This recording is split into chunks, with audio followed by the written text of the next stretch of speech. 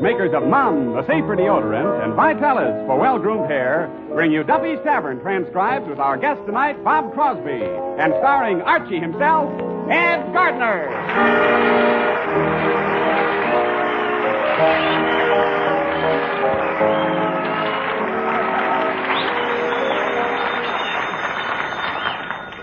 Hello, Duffy's Tavern, where the elite meet to eat. Archie the manager speaking. Duffy ain't here. Oh, hello, Duffy. Tonight, Bob Crosby. No, Duffy. Bob Crosby. Yeah, that. Yeah, he's Everett's brother. Well, I'm bringing him down to help me romance a dame. Yeah, Duffy, I'm in love, you know. You heard me, love. Look, what brought you and Mrs. Duffy together? A Winchester.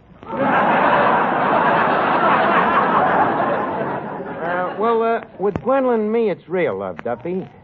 Well, certainly I'm sure of it, Duffy. You know, when a guy has known a dame for 24 hours and ain't asked her how much money she's got, what else can it be?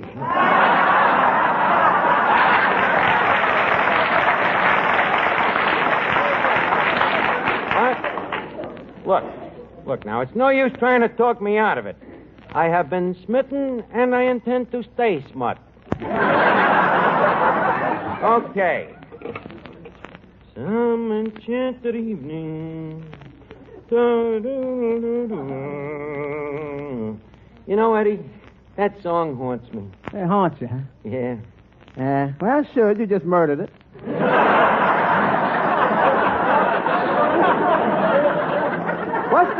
What's the name of that song? It's called Some Enchanting Evening.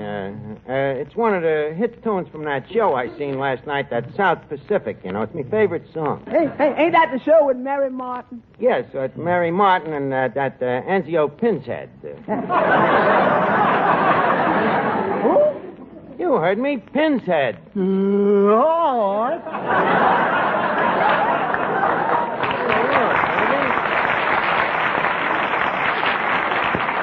Look, Finnegan, what's your favorite song?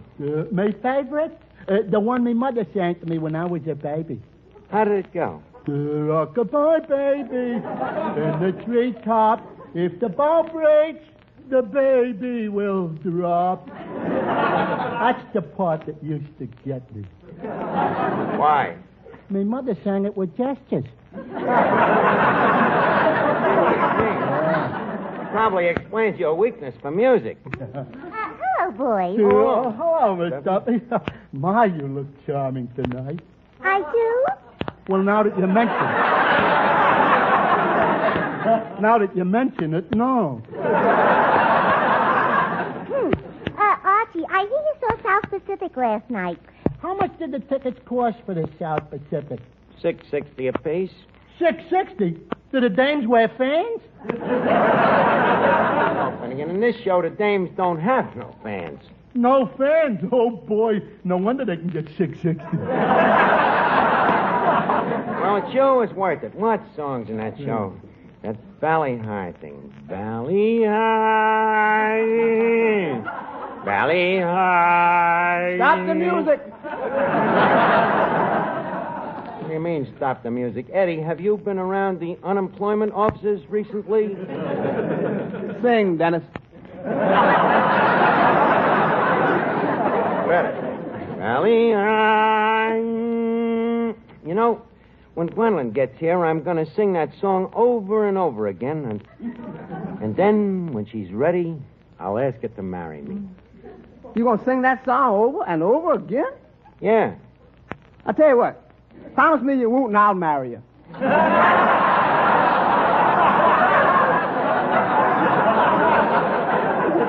Now, wait a minute, Eddie. Is this just a fetish with you, or is my singing really that bad? You ain't no Crosby.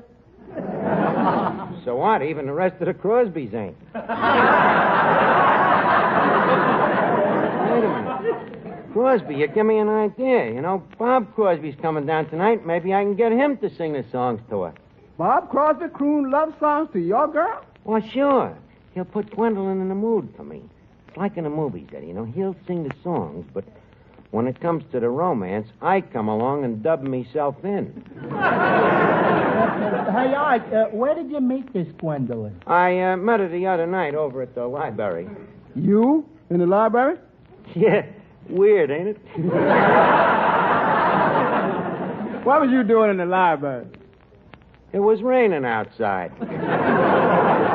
Well, to make a long story short, you see, Gwendolyn turns out to be the librarian. So, to impress her that I am also a deep thinker, I asked her if I could take out a book. Tom Swift and his electric runabout. No, Eddie, I asked about Charles Dickens and his picnic papers.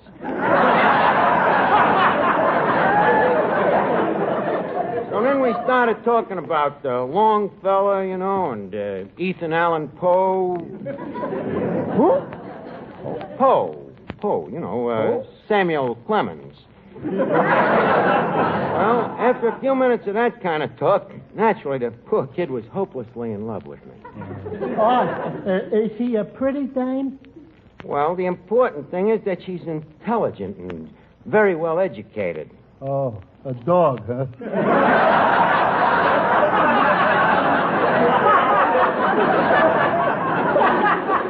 On the au contraire. So you're really in love this time? Yeah? What do you know about love? I suppose you know more about it than I do? Oh, I think I should. After all, I'm a woman. That's right, and don't let nobody tell you no different. Hey, Art, you better be careful. First thing you know, you'll be marrying today. And what's wrong with marriage? What's wrong with it? Look at me mother and father. They got married, and what did they get out of it? You're just being self-conscious. Oh, could be. Well, certainly. Now, tell the truth. Ain't there times when you'd like to have a wife? Well, the last week or two, I was thinking about marrying Rita Hayworth. Rita Hayworth? Yeah. What about the Alley Khan? I'm afraid not, Art. She ain't my type.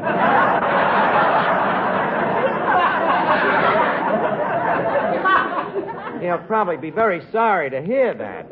Arch, I hear you're thinking of getting married. Yeah, that's right, Joe. Well, congratulations. What kind of a girl is she? Oh, very brilliant. A member of the Angelitensia. The kind, if she had to wrap a herring... the kind, if she had to wrap a herring, wouldn't think of using nothing less than the Atlantic Monthly. Well, I hope you'll be happy with her. Well, I think I will, Joe. Mentally, we find each other very mutually compatible. Well, that's very nice to hear, Arch. But you must remember, it's not only what goes on inside your head that counts. What goes on outside is important, too. Well, Joe, the only thing that goes on outside my head is Vitalis. Well, that's where you're smart. Vitalis makes your hair look well-groomed. That's because Vitalis tames down dry, unruly hair. Vitalis protects hair, too. Protects it against the drying effects of the hot sun and all those extra showers you take in summer. Why, no other hair preparation can give your scalp and hair better protection than Vitalis and the 60-second workout. For the Vitalis formula contains two of the same ingredients that many skin specialists prescribe for dry, flaky scalps, plus all the other extras that make your hair more handsome, more healthy looking. So try the Vitalis 60-second workout. Let it prevent scalp and hair dryness, rout flaky dandruff, and give you the best-looking, healthiest-looking head of hair you ever had. You look your best tomorrow if you get a bottle of Vitalis today.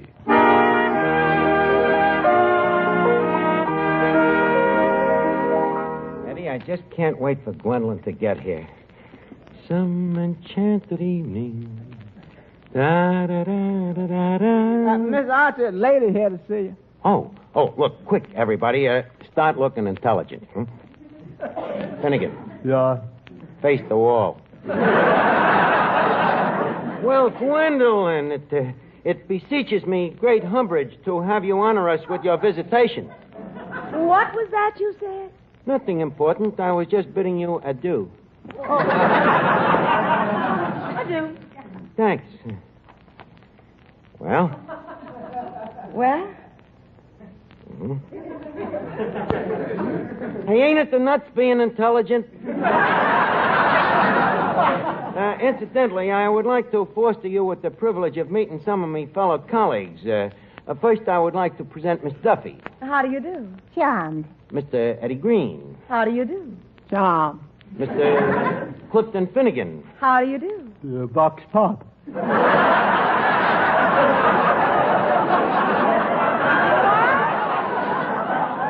Well, you see, Gwendolyn, he only speaks Latin.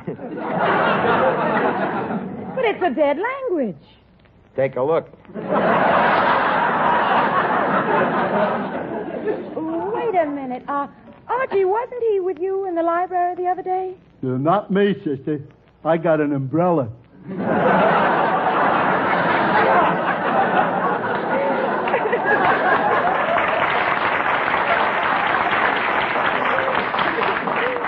very amusing. What do you do for a living, Mr. Finnegan? Arch, maybe you better take that one. Gwendolyn, you see, Mr. Finnegan is at present employed as a part-time human being. But, speaking of college... Oh, did you go to college? Well, frankly, no. I ran into a little trouble. What was the trouble? High school.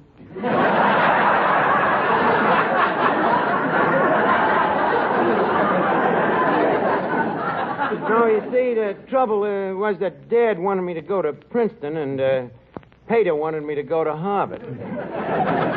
But enough about me, Gwendolyn. Leave us talk about you. Have you read any thick books lately? A few. That's nice. Have you read anything by Samuel Clemens? Samuel Clemens? Yes, otherwise known as Ethan Allan Poe. Archie, you mean Edgar Allan Poe. He's changed his name again?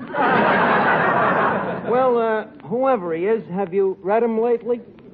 No, Archie, I'm afraid I'm not in your intellectual class. I go in for lighter readings. I prefer Conan Doyle.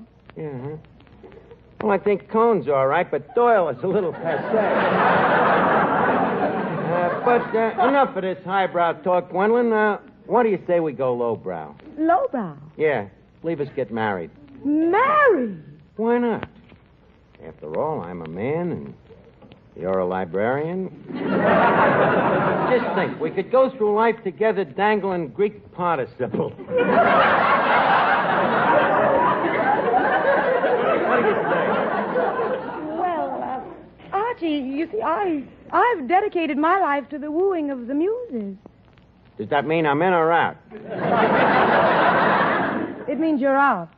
Yeah. Hmm?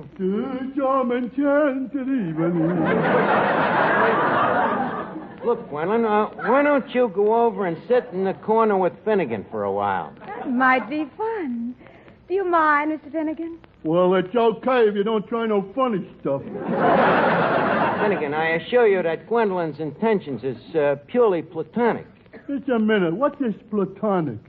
That's the point, you see. Maybe after she sits with you for a while, she'll appreciate a guy who knows who Pluto is. I'll see you later. Hey, waiter. Yes, sir. Will you tell Mr. Archie's that I'm looking for him? My name is Crosby. Which Mr. Crosby shall I say? Well, just tell him it's a Crosby without hope.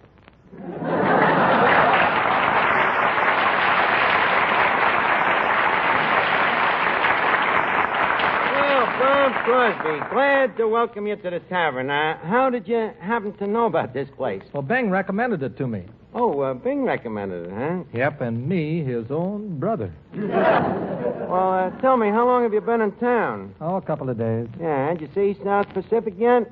Why? Well, I'll tell you, Bob. You see, there's a dame that I'm thinking of marrying. Well, congratulations, Arch. It's about time a guy your age was thinking of settling down. My age? Yeah. Mr. Crosby, for your information, I am 29. 29? Now, come on, Arch. You heard me, 29. I was born in 1930. Hold it, Dad. Hold it. If you were born born in 1930, it means that you're only 19. Well, if I'm only 19, you certainly got a nerve to question me when I tell you I'm 29. Well, I'm sorry. I didn't mean to be catty. Accept the apology. Well, anyway, as I was saying, you see, there's a dame I'd like you to sing some romantic songs to. Me? Sing here? In this Ptomaine Trocadero? Just a minute. Your brother sang in his Ptomaine Trocadero, and I think his voice is a little better than yours. Well, his voice should be better. When we were kids, he got a little more practice than I did. What do you mean? Well, he was the older brother, and he had first rights on the bathtub. In fact, I was 18 before I knew he was my brother and not my father. Hey, that's very funny. Thanks. And now that I have laughed at that joke, I think you owe me a favor. As I say, if you sing a couple of romantic songs to this dame tonight, it'll put her in a mood to marry me. Oh, I see. What's she like? Well, she works at the library. She's very intelligent. Ugly, huh? On the contrary, she's quite punctitudinous. That's her sitting in the corner over there, the one with the high forehead. Hubba, hubba, love those high foreheads. Just a minute, Mr. Crosby. She may work in a library, but that don't mean that she's circulating. This is my girl. Oh, Gwendolyn. Yes? Gwendolyn, if you can tear yourself away from Finnegan, I'd like you to meet Mr. Crosby here. Well, this is a delightful surprise. Just a minute here. What? Who is this punk? Finnegan, this punk happens to be Mr. Crosby. Oh, Mr. Crosby, well, glad to meet you. I've looked forward to this with great pleasure. Oh, are you one of my fans? No, I just happen to be a man who likes to look forward with great pleasure.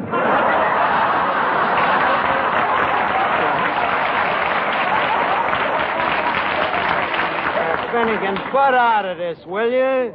Archie. Huh? Archie, I'd love to hear Mr. Crosby sing. You'd like to hear him sing, huh? Eddie, she's playing right into my hands. yeah, why don't you sing something, Bob? How about some Enchanted Evening? Gwendolyn, do you like that tune? Love it.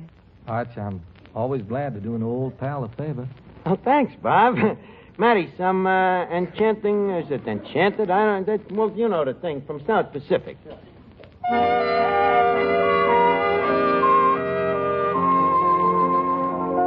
Some enchanted evening,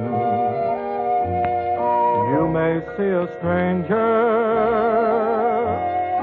You may see a stranger across a crowded room, and somehow you know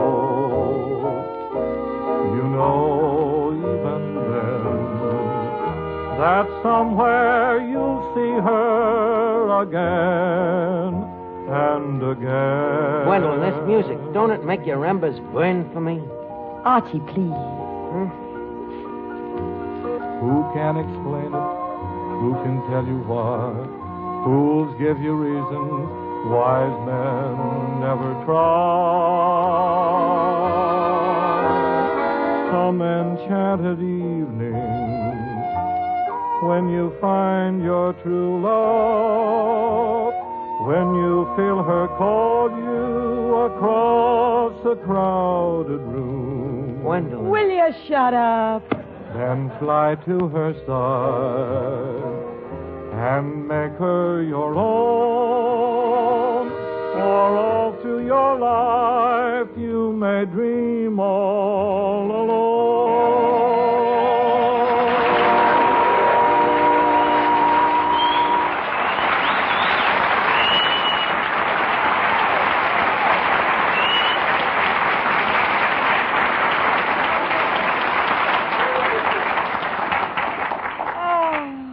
Oh, Bob, that was beautiful. Yeah, but don't forget, Gwendolyn, it was my heart singing through his nostrils. Gwendolyn, did you ever think of leaving that library and taking a trip to Hollywood? Just a minute, Crosby. Quiet. Bob, what would I do in Hollywood? Oh, work for the Crosby Enterprises? Maybe you could be my assistant. What do you do in the company? Oh, I take care of the petty cash. Petty cash. Anything under $1 million. Flogging as well. Wendy, why don't we go in the corner and talk it over? Why not? That dirty double-crosser. Hoisting me by my own petard. That snake in the grass. That bee-bopper. Calm down, Miss Archie. Well, don't you see what's happening, Eddie? She's going for the wrong guy. He ain't even an intellectual. I got to do something drastic. Drastic? Yep. I'm going to have to read a book. Now, let's see. Where did we put that book? You know, the one, that handbook of useful facts and figures.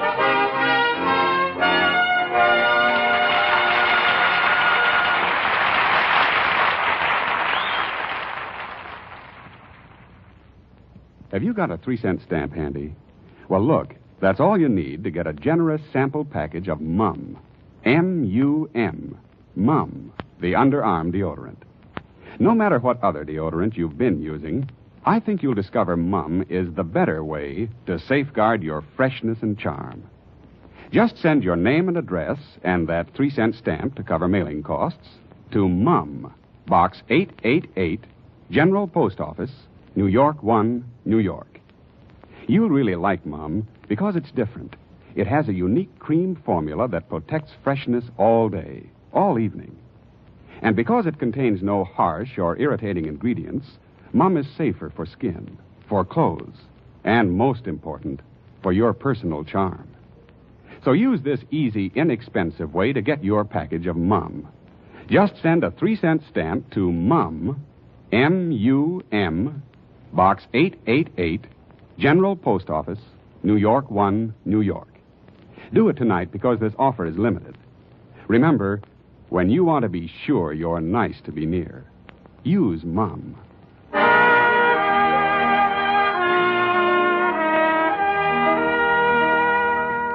Eddie, look at him. Who? That Crosby over there holding hands with Gwendolyn. I'm telling you, if he wasn't wearing glasses, I'd punch him right in the nose. Miss Archer, I got news. What?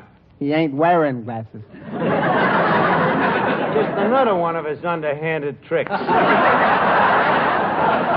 I'll show him who the best man is. How? How? I got superior intelligence, ain't I? And I got a high Q, ain't I? Only trouble is you don't know nothing.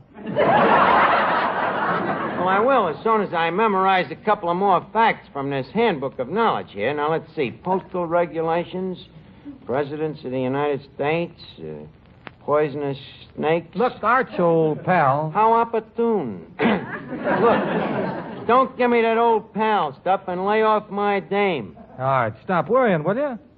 Just a passing fancy. Yeah, and I've noticed some of them fancy passes. Yes, Gwendolyn? Could I have tickets to your broadcast sometime? Oh, I'd love to have you, honey child. Oh, that'll be wonderful. In July 1941, the average mean rainfall of Siberia was 7.6. And Bob. Yes? Oh, I hate to bother you, but could you let me have your autograph? More geysers are found in Yellowstone National Park than any other place in the world. Gwendolyn, Yes? would you like me to send you a picture of myself? I'd love it. The average Labrador Retriever has 16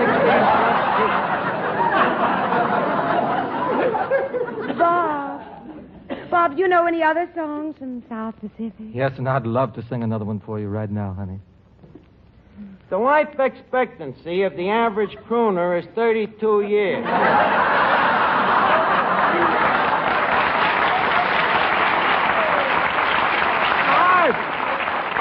Archie, I told you, I'm just getting her in the mood for you. Okay, then sing the song and get her in the mood and get out of here.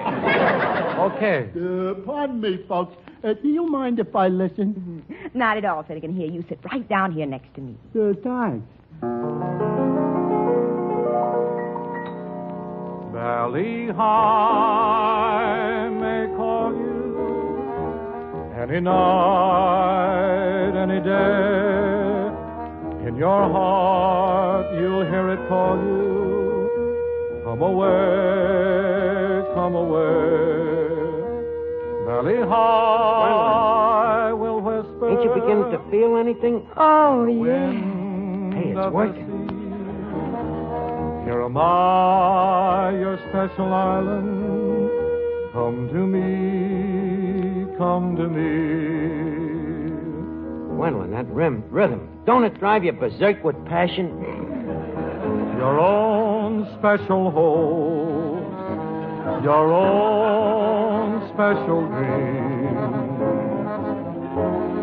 Bloom on the hillside and shine in the streams. If you try, you'll find me where the sky meets the sea. Here am I, your special island.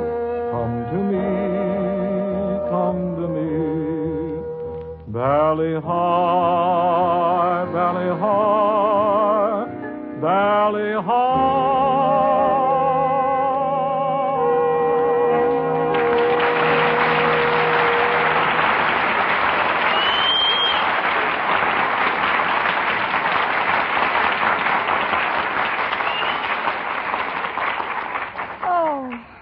Oh, Bob, that was wonderful. That song, it did something to me. Put you in a romantic mood? Very. Well, come on, honey. Let's get out of here before you lose it. Oh, Bob, I'm afraid you misunderstand. I'm in a romantic mood for somebody else. I knew this dame wouldn't go for a crummy crooner. Not when there's a real intellectual around. Archie, I'm a little tired of intellectuals, too. But you just said you was in a romantic mood. If you don't go for Crosby and you don't go for me, there's nobody left. I wouldn't say that. Come, Gwendolyn. I have tickets to the balcony at the Bijou. Anything you say, Clifton. Good night, gentlemen. Do some enchanted evening.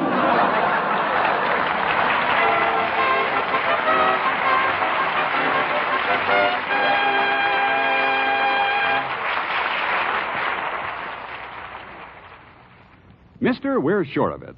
Try just one tube of Benex brushless shave cream, and we're sure you'll use Benex for life. Because so many thousands of men have found that Benex, B-E-N-E-X, gives them the best shaves they've ever had. Benex gives you extra easy shaves, thanks to a special beard-softening formula. Benex is extra smooth, lighter, so different it rinses off your razor instantly. Benex gives you extra comfort. A special after-shaving action leaves your face feeling wonderful. Just try Benex. See for yourself. Benex Brushless Shave. B-E-N-E-X. At your nearest drug counter. Get Benex tomorrow.